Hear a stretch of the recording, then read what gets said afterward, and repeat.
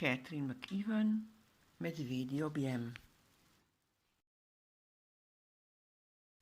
Globoko v gozdu, pod debelim snežnim nebom se v votlini, obdani šelestečimi drevesi, prebudi mlad medved.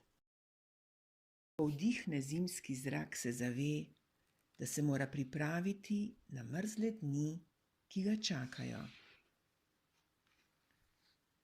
Kot ga je učil oče, si nabere kupe listja in praproti in si napravi toplo zimsko posteljo.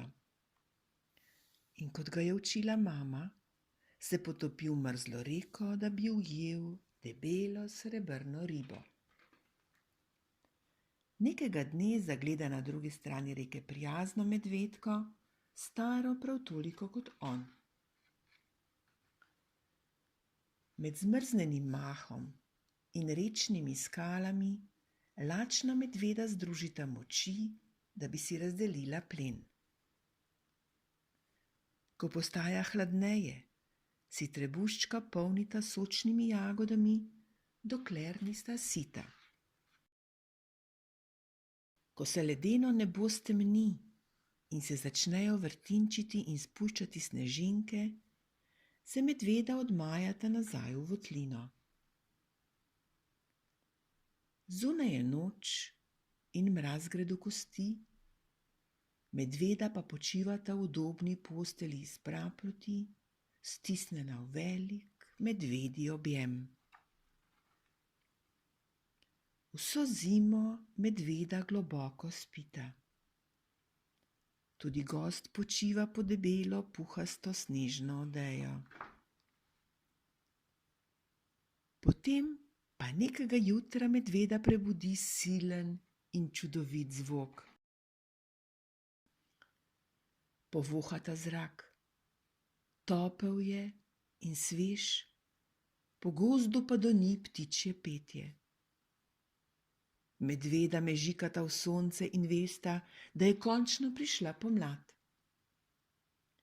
In kmalu je tu še en prišlek, nežen kot puh in živahen kot sončni žarek, njun mladiček. Ko se dnevi daljšajo in noči krajšajo, gozd napolni življenje. Čebele marljivo brenčijo v panjih, napolnjenih z medom.